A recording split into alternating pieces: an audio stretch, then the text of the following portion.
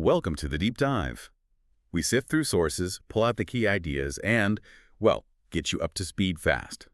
Today, we're diving into a really powerful section of the Bible, Genesis chapter 7, verses 15 to 20. We're looking at the animals coming into the ark, God shutting that door, a huge moment, and then the floodwaters starting to rise.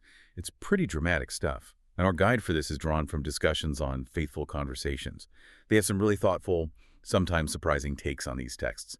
So our mission, really, is to pull out those unique insights, those moments that make you go, huh, and see how these ancient words might actually connect with us today. And there are some really interesting points in here. Okay, let's unpack this. We kick off with Genesis 7, verse 15. Pairs of all creatures that have the breath of life in them came to Noah and entered the ark. Right. And what's immediately striking in Faithful Conversations really picks up on this is that it doesn't say Noah went out and got the animals. It says they came to him. Yeah, it suggests this incredible divine orchestration. Like, Noah didn't have this impossible task of rounding up everything himself. God was bringing them. It's this picture, you know. When God calls you to something, he provides what's needed. That really shifts the perspective, doesn't it? Less about Noah's frantic effort, more about God's, well, management of the whole thing, which leads perfectly into verse 16. It's such a key verse. The animals going in were male and female of every living thing, as God had commanded Noah. Then the Lord shut him in. Yes. And that specific phrase, the Lord shut him in, that's where the source discussion really finds profound meaning. It wasn't Noah sealing the door. It wasn't his sons. Right. It was God himself. So it's not just like closing a door. It's this deliberate personal act of sealing. It turns the ark from maybe feeling like a prison into this place of total God-guaranteed safety, God's own hand protecting them, even as judgment is coming. It's fascinating, that contrast. Being shut in usually sounds negative, like confinement. But here, it's the ultimate security. Did the source talk about how that might have felt? Being sealed in like that, totally cut off, totally dependent. Oh, absolutely. It really explores the kind of absolute trust involved. Imagine it. The world outside is descending into chaos, but inside there's this quiet, this stillness because God has sealed the door. It kind of prompts you, the listener, to think about times you might feel shut in by circumstances maybe, or just waiting for something, and to maybe see those times, if God's in it, as potentially places of, well, unique protection too. So, with that divine seal, the world outside starts changing dramatically, which brings us to Genesis 7.17.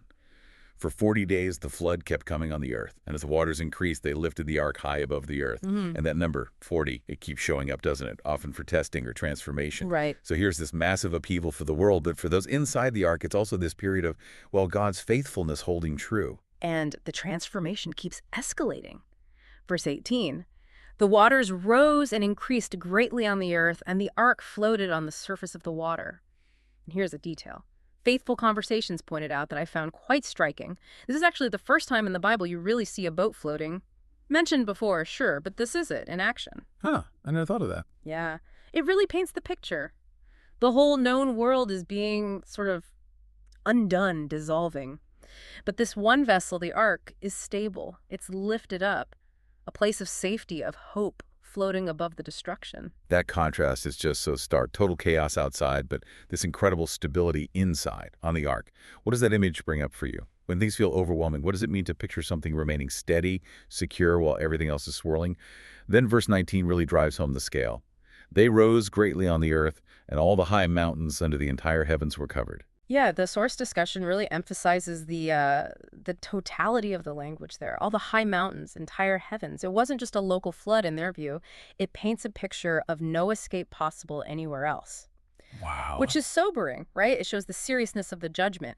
But at the same time, it highlights the completeness of the salvation for those inside the ark. No half measures. And finally, verse 20 gives this almost unbelievable detail. The waters rose and covered the mountains to a depth of more than 15 cubits. Faithful Conversations puts a number on that, about 22 feet above the highest peaks. 22 feet. It's hard to even imagine, just a complete submersion. Totally. But, as the source points out, it happened exactly as God said it would, which really underscores their point. God's word, even when it sounds impossible to us, is fulfilled. Every detail. So this really raises a question for us, doesn't it? How do these incredibly vivid details, the sheer power of the flood, the seeming impossibility of it combined with the very specific protection of the ark, Yeah. how does that challenge or maybe deepen your own understanding of trust, especially when you're facing things that feel huge, overwhelming? What does it really mean to trust when, well, everything outside seems to be going under? Okay, so let's shift a bit now. Let's look at some of the broader reflections, the takeaways that Faithful Conversations pulls from these verses, moving beyond just the narrative itself. Well, one of the big ideas they really wrestle with is about trust, specifically trusting when everything you know, everything familiar seems to be changing or even, falling apart completely. The ark becomes this powerful symbol. It's like God's faithfulness personified or objectified, maybe, a Um, point of stability right in the middle of the storm. and I liked how they talk about God's protection sometimes, meaning we have to be shut in for a while. It's not always comfortable, is it? It might mean waiting. It might mean just having to trust, letting God carry you through whatever personal flood you're in. Exactly. It makes you think about the kind of faith it took for Noah and his family, just waiting inside, sealed off, no idea what was next, really.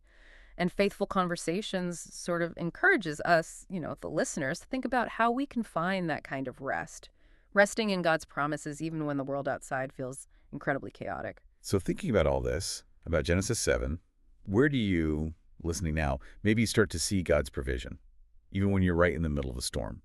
And what helps you hold on to hope when it feels like the waters are rising all around you? So just to wrap up the main points from this deep dive, drawing from Faithful Conversations on Genesis 7.1520, we really saw this focus on God's active hand, his orchestration of everything, his very personal protection, that shutting in moment, and his provision always there, even when things feel completely overwhelming, like the world is being unmade. And maybe a final thought to leave you with, something to mull over.